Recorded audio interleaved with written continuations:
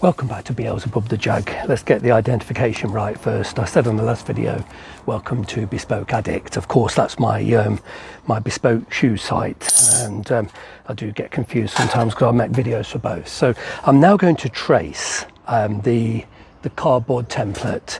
I've added a little bit on. Let's just get this where we can see it. The original template was made to here, and I've added a little bit on so that we can have a fold. It's just, yeah, so it folds down and it does the angle. I'm so zoomed in here. Let's just try and zoom out so we can see. There we go. So yeah, I've just added this piece on, just sellotaped it, and so it flares out that way, and then there's a little step here. So I'm going to trim all of this. That's this down here. So obviously the top bit comes to there. Let's just put it this way. That's how it fits. There we go. And it fits over like that. They're actually slightly different, bizarrely. They're not mirror reflection. This piece here, it comes up a lot higher on the right hand side than it does on the left. So I've had to trim that down. But it hasn't been distorted. I mean, you know, it's a bit bent, but it hasn't sort of grown anything. So bizarrely, yeah, this has got a good sort of, let's just have a look. There's quite a difference anyway. Let's just pop that on there. We can see how much difference there is. There's about 10 millimeters. I did originally leave that on there because I made the template like this. And yeah, made the template like this and then turned it over. But I had to sort of trim the point off because it just isn't on the other side. And looking at it, it's completely different. But you can't see it from here. But anyway, all I want to do, I just want to trace this template with a scriber. I made this scriber myself many years ago, about 25 years ago. Yeah, sort of turned it on a lathe, and it could do with a little bit of sharpening. It's gone slightly blunt, so it's not absolutely perfect, but you know, you can easily sort of sharpen it on a belt. But let's just trace this anyway. There we go. That's not the straightest of lines, so just trace around it. There we go. Ideally, if you see, actually, this scriber's reasonably sharp, much sharper than the other one. I've got another one, and that one is really quite blunt. I must have been using it for other purposes. But if your scribe is nice and sharp, you only need to scribe once. You don't want to sort of lots and lots of scratches.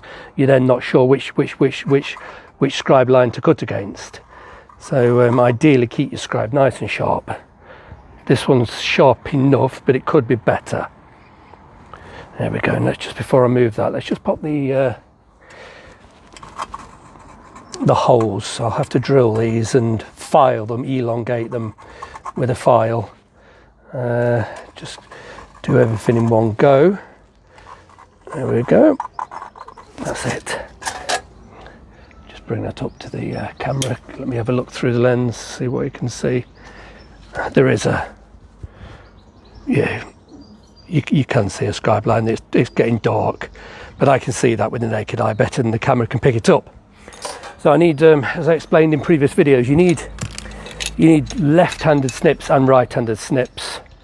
Let's have a look. They're the left hand. As you cut, the waste comes off the left-hand side, and these are the right-handed snips. So I want to cut along this scribe line here, and I want this to be waste. So I'm using the right-hand snips.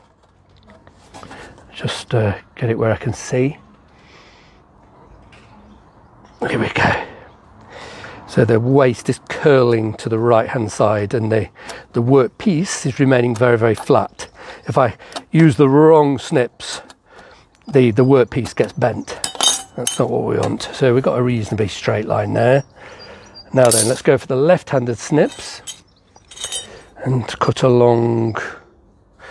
Let's have a look. Let's just cut along here first.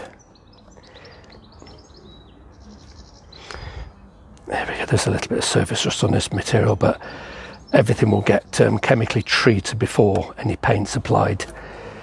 There we go. Right, there's that one. Let's cut that out. I'm working in the most awkward position. I'm crunched up on the pavement. It's not comfortable at all. Where we go. What I'm going to do, there's too much waste to be able to get a neat line, so I'm going to do a rough cut leave myself about 1/2 inch or so to sort of come back and detail it afterwards. Let's just trim it down to a more manageable size. It's very difficult to do a cut this big, and I'm bending the workpiece. Let's just pop that back. It's because, yeah, let's just bend that. See what I mean? It's very, very difficult, because ideally you're only doing little skinny cuts and the waste rolls up, but when it's as big as this, it won't roll. So it's very easy to distort the workpiece. There we go. So let's just do a rough cut first, and I'll do a detailed cut afterwards. There we go. Okay, let's take the other snips, the left-handed snips, and get the cut to go the other way, to the left. There we go. The waste, that's it, no, the waste, not the cut. There we go. It's quite physical. There we go. Now then, let's use the right-handed snips and try and get a nice clean line here. And I'm strangling myself with the microphone wire. There we go. Okay, so the waist is curling up to the right, leaving a nice, neat. There we go. I have to go and fetch that bit that flew off. Now then, yes, let's just go along. It's about 10 millimeters, and this will be easy enough. It will curl up. Once it starts to curl, it gets a lot easier, actually. There we go. I need to. There we go. It's not a straight line, so I've got to be careful.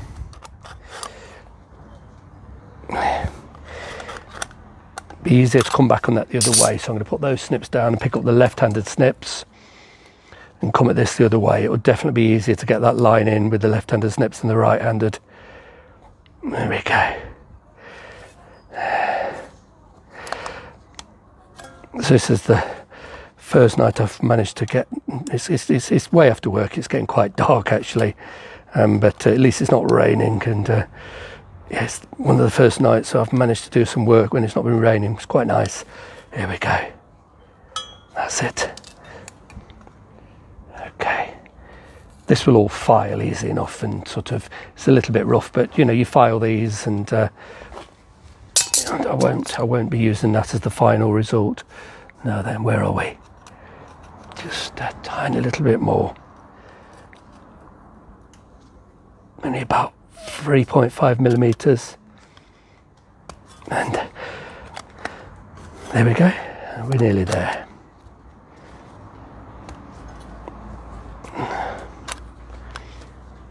Okay.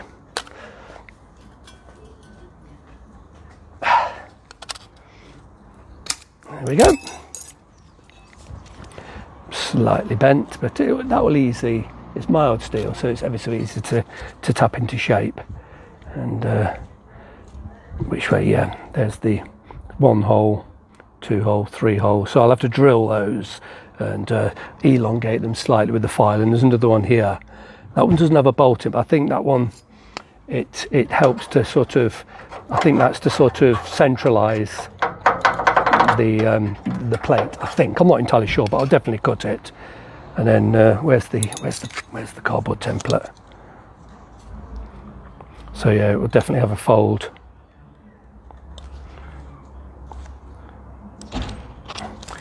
Yeah, have a fold. Roughly about here somewhere. That'll be folded 90 degrees, which will make it a lot stiffer. But that's it on camera. I'm not going to do any more. I need to sort of dress that up, dress these burrs with a file, make it much smoother, cut the holes with a drill, and then I'll put the 90 degree fold on. But it looks frightening when you see a mess like that. But you know, it's not the worst job in the world. It's yeah, I'm sure you can imagine. Brand new piece of metal in place of that horror show. I keep pointing, you can't see it. There's an absolute, well, you can't see it from this distance, but it's an absolute horror show down there. You know, it's too rough to even take a pattern. So like I say to you, I've taken the pattern from the right hand side and then turned it over, just sort of flipped it over mirror reflection.